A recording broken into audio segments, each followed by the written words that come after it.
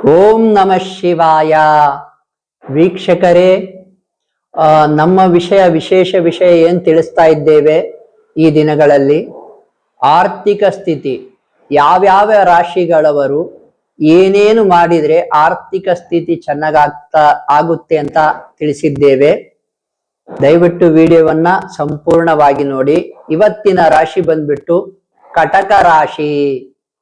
ವೀಕ್ಷಕರೇ, ಕಟಕ ರಾಶಿಯವರು ಕೂಡ ಮತ್ತು ಕಟಕ ಲಗ್ನದವರು ಕೂಡ ಮುಂದಿನ ವಿಷಯಗಳನ್ನು ಪಾಲಿಸಿದರೆ, ಮುಂದೆ ನಾವು ತಿಳಿಸುವ ವಿಷಯಗಳನ್ನು ಪಾಲಿಸಿದರೆ ಅವರ ಆರ್ಥಿಕ ಸ್ಥಿತಿ ಚೆನ್ನಾಗಾಗ್ತದೆ, ಇದರಲ್ಲಿ ಸಂಶಯವಿಲ್ಲ. ನೋಡಿ, ಕಟಕ ರಾಶಿಗಿಂತಲೂ ಹೆಚ್ಚಾಗಿ ಕಟಕ ಲಗ್ನದವರು ಈ ವಿಷಯಗಳನ್ನ ವಿಶೇಷವಾಗಿ ಪಾಲಿಸಿ. ಜಾತಕಗಳಲ್ಲಿ ಎರಡನೇ ಮನೆಯನ್ನ, ಲಗ್ನದಿಂದ ಎರಡನೇ ಮನೆಯನ್ನ ಧನಸ್ಥಾನ ಅಂತ ಕರೆಯಲಾಗ್ತದೆ ಮತ್ತು 11ನೇ ಮನೆಯನ್ನ ಸರ್ವ ಲಾಭಗಳ ಸ್ಥಾನ ಅಂತ ಕರೆಯಲಾಗ್ತದೆ.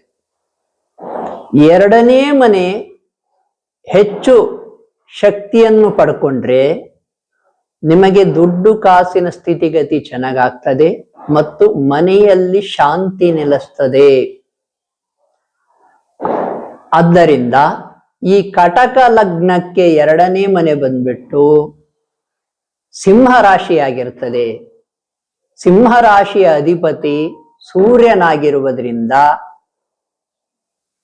ನಿತ್ಯವೂ ಸೂರ್ಯನ ಸ್ಮರಣೆ ಮಾಡೋದ್ರಿಂದ, ನೋಡಿ, ನಿತ್ಯವೂ ಬೆಳಿಗ್ಗೆ ಸಾಧ್ಯವಾದರೆ ಮುಂಜಾವಿನಲ್ಲಿ ಮಿನಿಮಮ್ 7:30 ಒಳಗಡೆ ನೀವು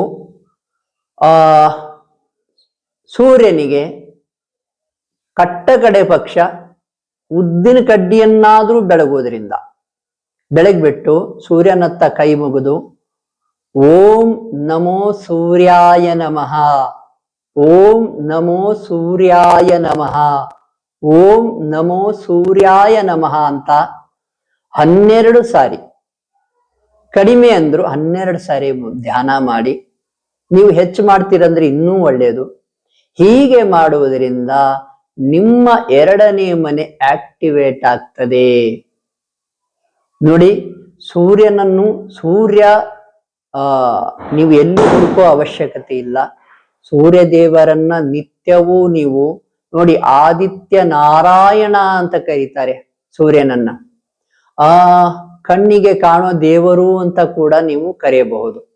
ಈ ಸೂರ್ಯನ ಆಶೀರ್ವಾದವನ್ನ ನೋಡಿ, ನಮಸ್ಕಾರ ಪ್ರಿಯನಾಂ ಭಾಸ್ಕರ ಅಂತ ಕರೀತಾರೆ. ಅಂದ್ರೆ ಸೂರ್ಯ ನಮಸ್ಕಾರ ಪ್ರಿಯನಾಗಿದ್ದಾನೆ. ಯಾರು ನಮಸ್ಕಾರ ಮಾಡ್ತಾರೋ ಭಗವಂತ ಅವರಿಗೆ ಆಶೀರ್ವಾದ ಕೊಡ್ತಾನೆ ಅಂತ ಇದರ ಅರ್ಥ. ಆದ್ದರಿಂದ ಪ್ರತಿದಿನವೂ ಕೂಡ ಸೂರ್ಯ ನಮಸ್ಕಾರ ಮಾಡಿ. ಮತ್ತು ಸೂರ್ಯಗ್ರಹ ನವಗ್ರಹ ಮಂತ್ರ ಅಂತ ಸಿಗುತ್ತೆ, ಗೂಗಲ್ ಅಲ್ಲಿ ಹೊಡ್ಕೊಳ್ಳಿ, ಸಿಗುತ್ತೆ. ಆ ಸೂರ್ಯಗ್ರಹ ನವಗ್ರಹ ಮಂತ್ರವನ್ನ ಪ್ರತಿದಿನವೂ ಧ್ಯಾನ ಮಾಡಿ. ಸಾಧ್ಯವಾದರೆ ಶ್ರೀರಾಮರ ಗುಡಿ ನಿಮ್ಮೂರಲ್ಲಿದ್ರೆ ಅಥವಾ ಮಠಗಳಿಗೆ ನೀವು ಅಥವಾ ಶಾಸ್ತ್ರಿಗಳಿಗೆ, ಅರ್ಚಕರಿಗೆ ನೀವು ಗೋಧಿಯನ್ನು ದಾನ ಮಾಡುವುದರಿಂದ ಸೂರ್ಯನನ್ನ, ನಿಮ್ಮ ಜಾತಕದಲ್ಲಿ ಸೂರ್ಯಗ್ರಹವನ್ನ ಸತ್ವಯುತಗೊಳಿಸಿಕೊಳ್ಳಬಹುದು, ಹೆಚ್ಚು ಬಲಪಡಿಸಿಕೊಳ್ಳಬಹುದು. ಇದರಿಂದ ನಿಮ್ಮ ಆರ್ಥಿಕ ಸ್ಥಿತಿಗತಿ ಚೆನ್ನಾಗಾಗ್ತದೆ. ಅಷ್ಟೇ ಅಲ್ಲ, ಮನೆಯಲ್ಲಿಯೂ ಕೂಡ ಶಾಂತಿ ನೆಲೆಸುತ್ತದೆ. ಈ ರೀತಿಯಿಂದ ಕಟಕ ಲಗ್ನದವರು ಸೂರ್ಯಗ್ರಹವನ್ನು ಚೆನ್ನಾಗಿ ಮಾಡ್ಕೊಂಡ್ಬಿಟ್ರೆ ನಿಮ್ಮ ಮನೆಯ ಸ್ಥಿತಿಗತಿ ಚೆನ್ನಾಗಿರ್ತದೆ. ಇದು ಎರಡನೇ ಮನೆಯನ್ನು ಆಕ್ಟಿವೇಟ್ ಮಾಡ್ಕೊಳ್ಳೋದು ಹೇಗೆ ಅಂತ ತಿಳಿಸಿದ್ದೇವೆ. ಮತ್ತು ಇನ್ನು 11ನೇ ಮನೆಯನ್ನು ಆಕ್ಟಿವೇಟ್ ಮಾಡ್ಕೊಳ್ಳೋದು ಹೇಗೆ ನೋಡಿ. 11ನೇ ಮನೆ ಸರ್ವ ಲಾಭಗಳ ಸ್ಥಾನ. ಈ 11ನೇ ಮನೆಯನ್ನು ಆಕ್ಟಿವೇಟ್ ಮಾಡ್ಕೊಂಡ್ರೆ ಎಷ್ಟು ಲಾಭ ಆಗ್ಬೇಕಾಗಿತ್ತೋ ಅದಕ್ಕಿಂತಲೂ ಹೆಚ್ಚಿನ ಲಾಭವನ್ನು ಗಳಿಸ್ತೀರಾ.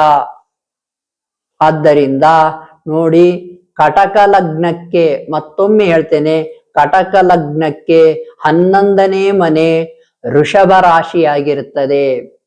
ವೃಷಭ ರಾಶಿಯ ಅಧಿಪತಿ ಶುಕ್ರನಾಗಿರ್ತಾನೆ. ನೋಡಿ, ಶುಕ್ರಗ್ರಹ ನವಗ್ರಹ ಮಂತ್ರವನ್ನ ಧ್ಯಾನಿಸುವುದರಿಂದ ನಿಮ್ಮ 11ನೇ ಮನೆಯನ್ನ ಆಕ್ಟಿವೇಟ್ ಮಾಡಿಕೊಳ್ಳಬಹುದು. ಹಾಗೆಯೇ ಮಹಾಲಕ್ಷ್ಮಿ ದೇವಸ್ಥಾನಕ್ಕೆ ಅಥವಾ ದುರ್ಗಾ ಪರಮೇಶ್ವರಿ, ನಿಮ್ಮೂರಲ್ಲಿ ಯಾವ ಗುಡಿ ಇದೆ ನೋಡ್ಕೊಳ್ಳಿ, ಶುಕ್ರವಾರ ಸಾಯಂಕಾಲ ಹೋಗುವುದರಿಂದ ನೀವು 11ನೇ ಮನೆಯನ್ನ ಆಕ್ಟಿವೇಟ್ ಮಾಡ್ಕೋಬಹುದು. ಇದರಿಂದ ನೀವು ಹೆಚ್ಚು ಹೆಚ್ಚು ಲಾಭ ಗಳಿಸಿಕೊಳ್ಳಬಹುದು. ಈ ಎರಡು ಏನು, ಸೂರ್ಯಗ್ರಹ ನವಗ್ರಹ ಮಂತ್ರ 2ನೇ ಮನೆ ಆಕ್ಟಿವೇಟ್ ಮಾಡ್ಕೊಳ್ಳಿಕ್ಕೆ ಮತ್ತು 11ನೇ ಮನೆ ಆಕ್ಟಿವೇಟ್ ಮಾಡ್ಕೊಳ್ಳಿಕ್ಕೆ ಶುಕ್ರಗ್ರಹ ನವಗ್ರಹ ಮಂತ್ರ, ಈ ಎರಡೂ ಮಂತ್ರಗಳನ್ನ ಧ್ಯಾನಿಸಿ ನಿಮ್ಮ ಆರ್ಥಿಕ ಸ್ಥಿತಿಗತಿ ಚೆನ್ನಾಗಾಗ್ತದೆ, ಮನೆಯಲ್ಲಿಯೂ ಕೂಡ ಶಾಂತಿ ನೆಲೆಸ್ತದೆ. ವೀಕ್ಷಕರೇ, ಮತ್ತೊಂದು ವಿಷಯ, ಎಲ್ಲಾ ವಿಡಿಯೋಗಳಲ್ಲಿ ತಿಳಿಸ್ತಾ ಇದ್ದೇವೆ.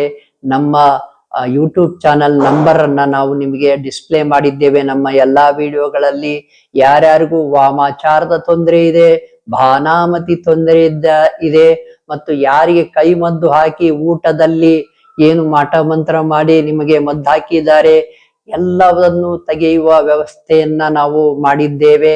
ನೀವು ಯಾರು ಬೇಕಾದರೂ ಕರೆ ಮಾಡಬಹುದು, ಅದಕ್ಕೆ ಸೂಕ್ತ ಸಲಹೆಯನ್ನ ನಾವೇ ನೀಡ್ತೇವೆ ಅಂತ ಹೇಳ್ತಾ ಈ ವಿಡಿಯೋವನ್ನು ಮುಗಿಸ್ತೇವೆ. ಶುಭವಾಗಲಿ.